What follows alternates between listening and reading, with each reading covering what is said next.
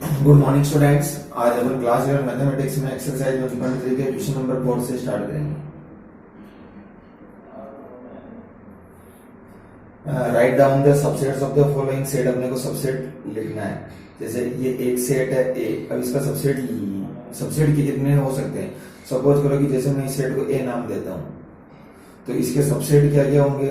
अब सबसेट एक तो इसका 5 हो सकता है, क्योंकि 5 क्या होता है, एम्प्टी सेट क्या होता है, सभी सेट का सबसेट होता है।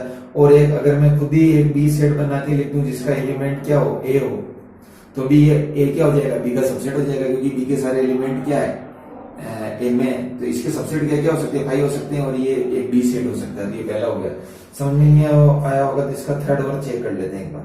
जैसे सपोज करो कि किसी सेट के एलिमेंट 1 2 3 है। जैसे सपोज करो ये ए सेट है, इसके सबसेट क्या क्या हो सकते हैं, एक तो 5 हो सकता है। फिर अगर किसी सेट का के अंदर एलिमेंट एक हो तो भी इसके ये एलिमेंट इसके अंदर है तो भी सबसेट हो सकता है। 1 और 2 हो, या कोई सेट अगर 1 2 2 तो इसके सारे एलिमेंट इसमें, तो भी ये सबसेट हो सकता है। सपोज करो कि किसी में 1 3 है तो भी सबसेट हो सकता है। सपोज करो किसी में 2 3 है तो भी सबसेट हो सकता है। ठीक है।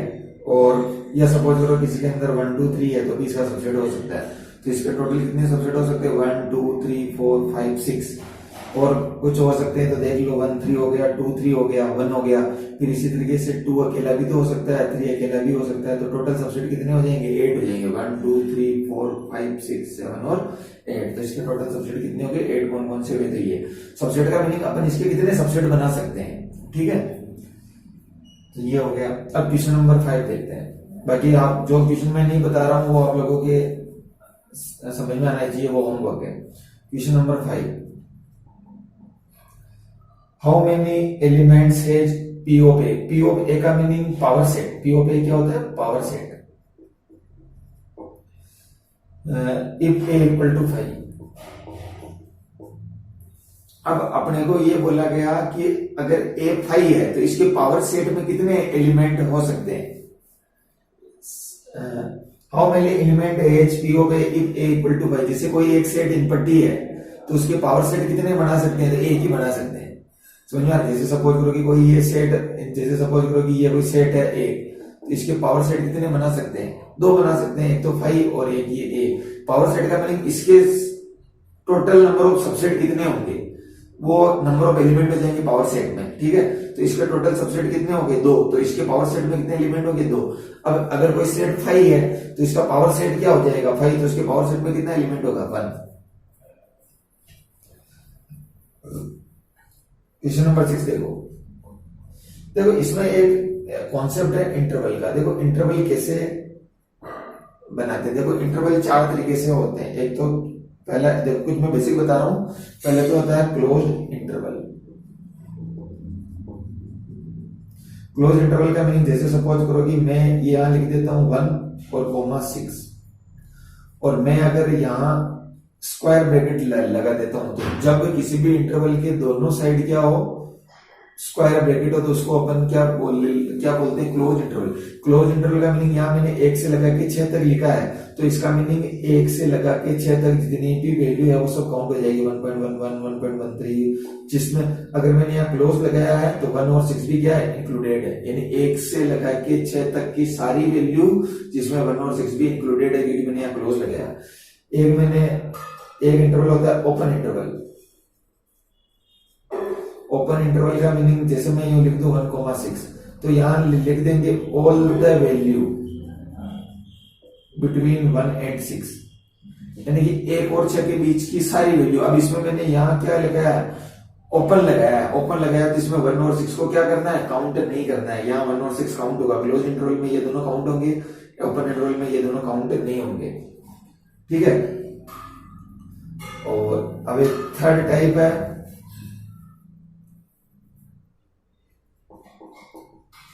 Open close interval. जैसे एक साइड तो ओपन हो और एक साइड क्लोज हो, तो इसमें क्या लिखेंगे, 1 से ऑल वैल्यू बिटवीन 1 and 6, जिसमें क्या होगा, 1 is not included but 6 is included. यानी कि 1 और 6 के बीच की सारी वैल्यू जिसमें 1 इंक्लूडेड नहीं है क्योंकि यहाँ ओपन लगी है और 6 के क्लोज है तो 6 इंक्लूडेड है। और फोर्थ टाइप होता है क्लोज्ड ओपन इंटरवल, यानी कि अगर ऐसा लिख दे तो 1 और 6 के बीच की सारी वैल्यू जिसमें 1 तो इंक्लूडेड होगा 6 इंक्लूडेड नहीं होगा। तो ये 4 तरीके से अपन इंटरवल को डिफाइन करते हैं, ठीक है। अब इसको सिंपली फॉर्म में मैथमेटिक्स में कैसे लिखते हैं, जैसे सपोज करो कि मैंने 1 से 6 लिखा है और स्क्वायर ब्रैकेट लिखा, तो इसको मैथमेटिक्स में कैसे लिखते हैं, जैसे x को इंटरवल है, ठीक है, जिसमें x की वैल्यू लेस देन और equal to 1 but sorry greater than और equal to 1 but less than और इक्वल टू 6। इसका मीनिंग है x की वैल्यू 1 बराबर लिख सकता है 1 हो सकती है या 1 से बड़ी, 6 के बराबर हो सकती है 6 से छोटी, यानी कि जब दोनों साइड ओपन लग रहा हो तो यहाँ greater than equal to less than equal to ऐसा वर्ड लगेगा। अगर मैं ओपन लिख दूं ऐसे तो इसको केवल ऐसे लिखेंगे, यानी कि x की वैल्यू x से बड़ी लेकिन 6 से छोटी, जिसमें अगर मैंने यहाँ इक्वल टू नहीं लगाया तो 1 और 6 इंक्लूडेड नहीं है। अगर कोई इंटरवल ऐसा लिख रखा हो 1 तो इंक्लूडेड है 6 नहीं है, तो 1 की साइड ये ग्रेटर देन और इक्वल टू आ जाएगा और यहाँ नहीं आएगा। और अगर मैं ऐसा लिख दूं 1 तो इंक्लूडेड नहीं है 6 नहीं है, तो इसको ऐसे लिख सकते हैं, ठीक है। तो 4 तरीके से अपन ऐसे लिख सकते हैं मैथमेटिक्स सिंबॉलिक फॉर्म। अब वो क्वेश्चन तुम्हारे समझ में आ जाएगा कि पहला क्वेश्चन है write the following interval x है, x क्या है, एक रियल नंबर है, x है, x belongs to real number और x की वैल्यू ये है -4, x की वैल्यू -4 से तो बड़ी और 6 के बराबर है 6 से छोटी, तो इसको सिंपली ऐसे लिखेंगे -4 और 6। ये इक्वल टू नहीं है तो ये ओपन लगाएंगे, यहाँ इक्वल टू तो क्लोज लगाएंगे, ये पहला हो गया। सेकंड एक और देख लो, फोर्थ देख लो,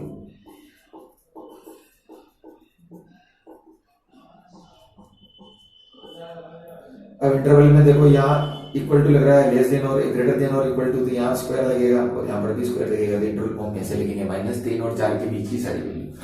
बाकी आप लोगों के होमवर्क है। क्वेश्चन नंबर 6 तो हो गया। क्वेश्चन नंबर 7 में वही इंटरवल को सेट बिल्डर में लिखना है -3,0, तो वो की वही चीज, इसको सेट बिल्डर में एक नाम दे दो, वो का वही जो पिछले वाले क्वेश्चन का उल्टा है, x बिलोंग्स टू r और x की वैल्यू -3 से 0 के बीच में। एक और देख लो इसका सेकंड 6,12, इसको एक अलग सेट नाम दे दो, x बिलोंग्स टू r और x की वैल्यू ये स्क्वायर लग रहा है तो यहाँ ग्रेटर देन इक्वल टू हो जाएगा और यहाँ less than equal to.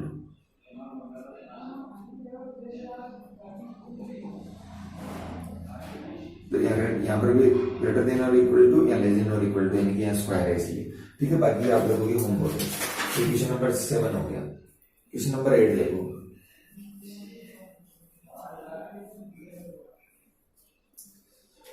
Question number 8 बोला गया कि what universal set you propose each of the following, यानी कि इसका यूनिवर्सल सेट क्या होता है, यूनिवर्सल सेट का मीनिंग जिसके अंदर सारे एलिमेंट आ जाए।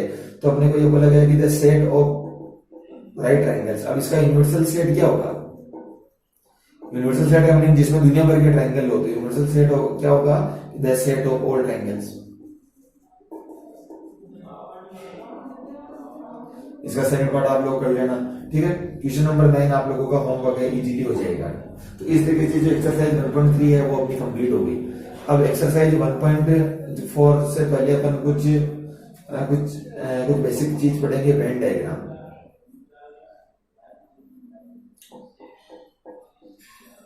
वेन डायग्राम का मीनिंग जैसे सपोज करो कोई यूनिवर्सल सेट हो 1 2 3 4 5, और जैसे सपोज करो कि एक सेट हो जिसके अंदर एलिमेंट 1 2 हो, बी सेट हो जिसके अंदर 3 4 हो, तो इसका वेन डायग्राम कैसे बनाएंगे। वेन डायग्राम क्या होता है कि रेक्टेंगुलर बॉक्स होता है।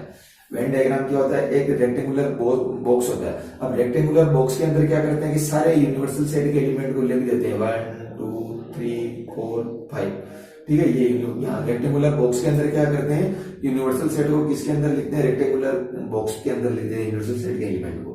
और ये जो ए और बी सेट है ना, ये ए और बी सेट जो अलग अलग सेट है, इनको अपन स्क्वायर सर्किल की फॉर्म में लिखते हैं। जैसे 1 और 2 ए सेट है तो यहाँ ए लिख दिया, इसके अंदर कौन से एलिमेंट है 1 और 2, और बी में 3 और 4 है तो इसको क्या लिख दिया, बी। यानी कि यूनिवर्सल सेट को रेक्टेंगुलर बॉक्स में रिप्रेजेंट करेंगे और उसके जितने भी सेट होंगे यूनिवर्सल सेट के अंदर उनको सर्किल से रिप्रेजेंट करेंगे। 1 और 2 ए में आ रहे हैं तो 1 और 2 को सर्किल बना दिया, 3 और 4 बी में आ रहे हैं तो इसको सर्किल बना दिया। तो ये वेन डायग्राम होता है, ठीक है। अब वेन डायग्राम के अंदर ही कुछ टॉपिक है जो अपन पहला स्टार्ट करते हैं, ये सारी चीजें आप लोगों को नोट करते हुए जानी है, ठीक है। वीडियो को पॉज करना है और चीजें नोट करनी है। तो तो पहला operation on sets upon topic पढ़ते हैं वेन डायग्राम में, ऑपरेशन ऑन सेट्स। आज एक टॉपिक पढ़ेंगे जिसमें अपन पढ़ेंगे union of sets. Union of sets, किसी भी दो सेट का या तीन सेट का, चार सेट का यूनियन क्या होता है, तो इसकी डेफिनेशन लिखते हैं अपन कि let A and B be any two sets, then the union of A and B is the set of all the elements of A and B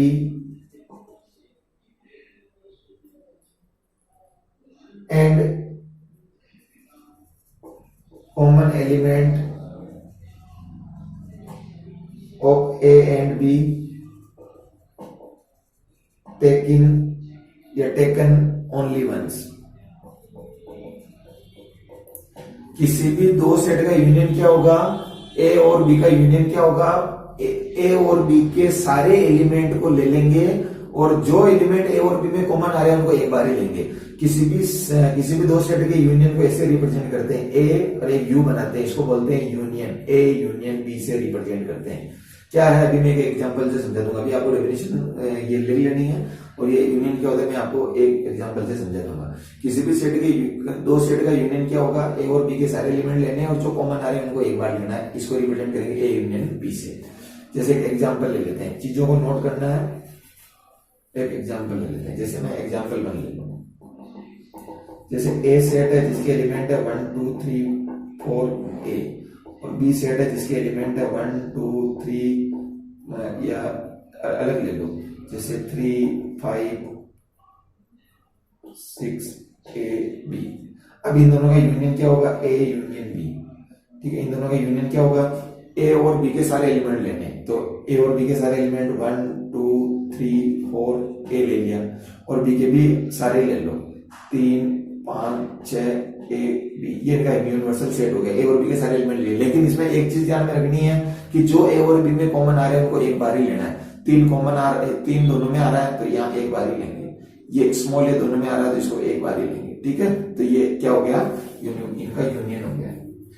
ठीक है, अब ये यूनियन को वेन डायग्राम से कैसे रिप्रेजेंट करेंगे, यूनियन की properties क्या क्या होती है, ये अपन कल के लेक्चर में पढ़ेंगे। Okay, thank you.